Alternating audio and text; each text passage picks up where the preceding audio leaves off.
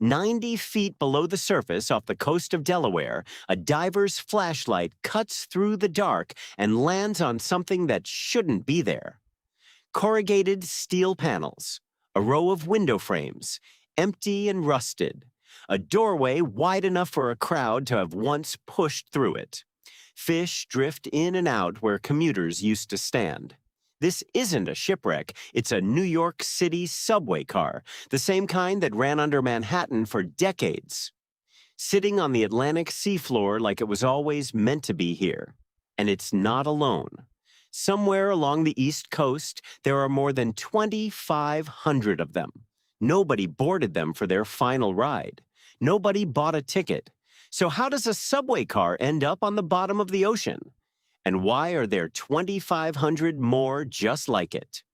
This is Blind Spot, where we find what's hiding in plain sight. The first assumption is illegal dumping, a city quietly getting rid of scrap metal where no one would notice. Except this wasn't hidden at all. It was government-approved, permitted, and documented from the start. Between 2001 and 2010, New York's Metropolitan Transportation Authority handed over thousands of retired subway cars to 6 states along the East Coast for a practice called artificial reefing, sinking solid material on purpose to give marine life something to grow on. Bare sand and mud make poor real estate for barnacles, mussels, and coral larvae. A steel hull gives them exactly what they need, something to hold on to. But turning a subway car into a reef meant more than simply pushing it overboard. Before any car went into the water, it was stripped down.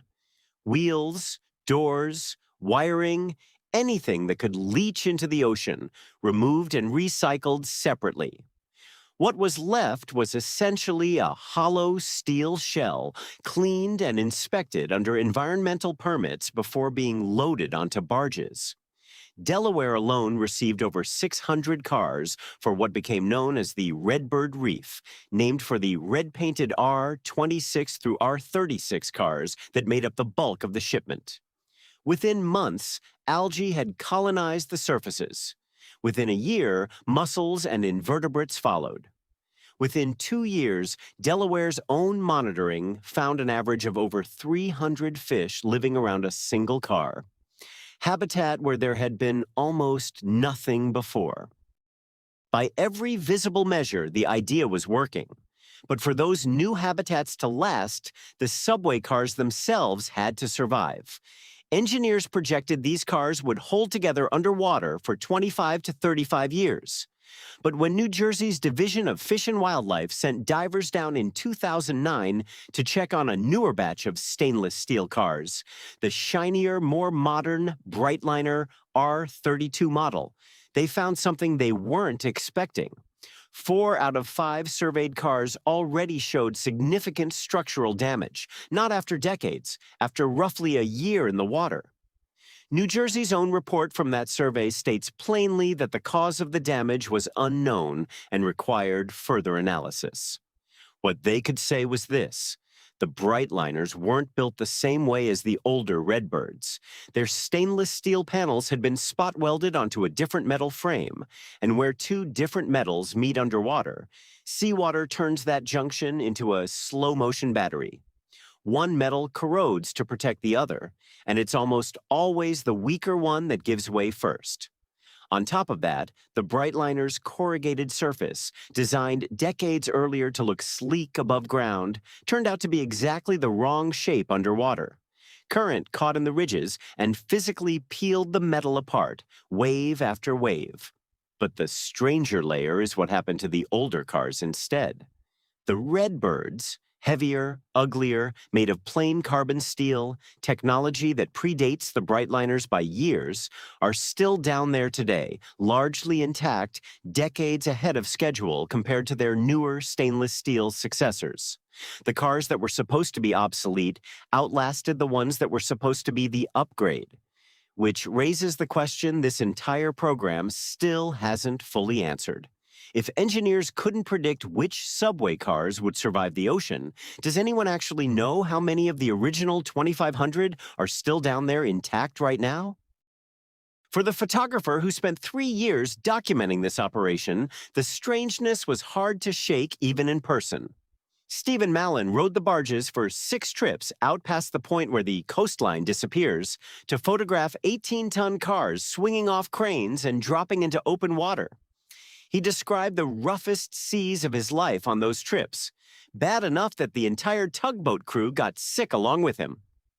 What he was documenting, car by car, was a piece of daily infrastructure that millions of people had ridden without a second thought, being deliberately erased from the surface of the world and sent somewhere almost no one would ever see it again. Officially, the Artificial Reef Program is considered a success, and in a lot of ways, it is.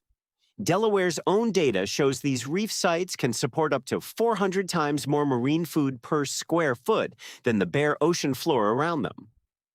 Fish populations followed. So did the fishing and diving industries that use these sites today.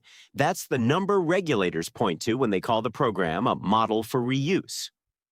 But ask what happened to the material itself, and the picture gets blurrier fast.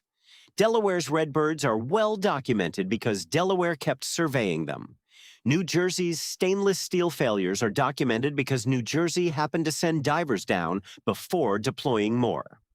Other states that received cars, Maryland, Virginia, South Carolina, Georgia, don't have the same level of public follow-up tracking condition or car count over time. There was never one unified system logging exactly which of the 2,500-plus cars are still structurally whole, which have collapsed, and which have simply vanished into the sediment. That gap isn't a cover-up. The cars were scattered across reef sites managed by different states, and no one kept a single record of what happened to all of them.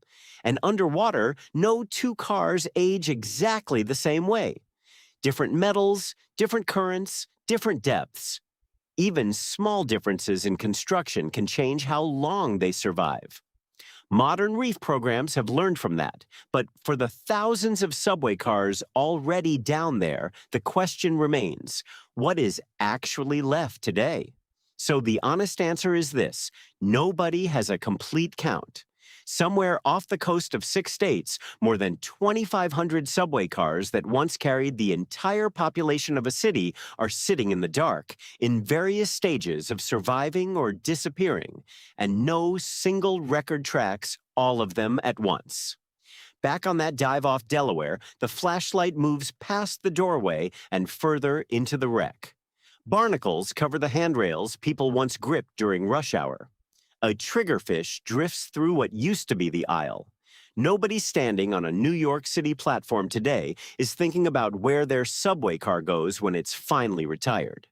But somewhere beneath the Atlantic, thousands of them already made that trip. And this is just one blind spot among many. If you like finding the stories hiding in plain sight, subscribe to our channel. Because there's always another blind spot.